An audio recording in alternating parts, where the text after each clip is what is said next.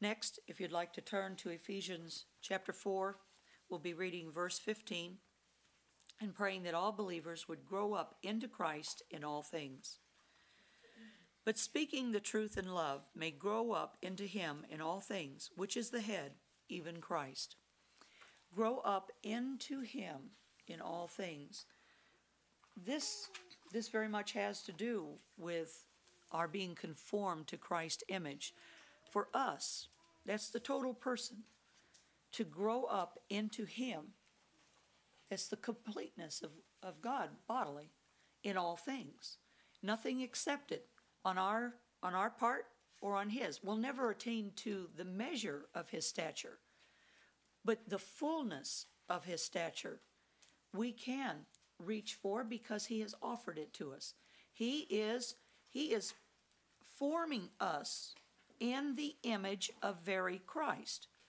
We don't want through unbelief or a false humility to draw back from that, because we're not exalting ourselves, as we've said many times. It is not our work that is being performed, but rather it is the work of Christ.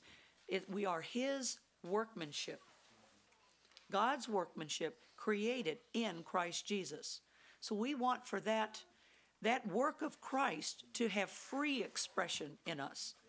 We want, for as long as he gives us breath, for it to be profitable to the end, that Christ is seen in us. And it's okay for people to tell other people you're a Christian, but everyone who meets us should have a very strong suspicion of that, whether anybody tells on us or not. And so, and there is a lot to be learned here, because we're not just talking about an external exercise of his likeness, but rather to have the kind of heart that he has about things, to reason upon things the way Christ would, to express the wisdom of God as Christ would teach us, as well as his kindness and his holiness. And there is a lot.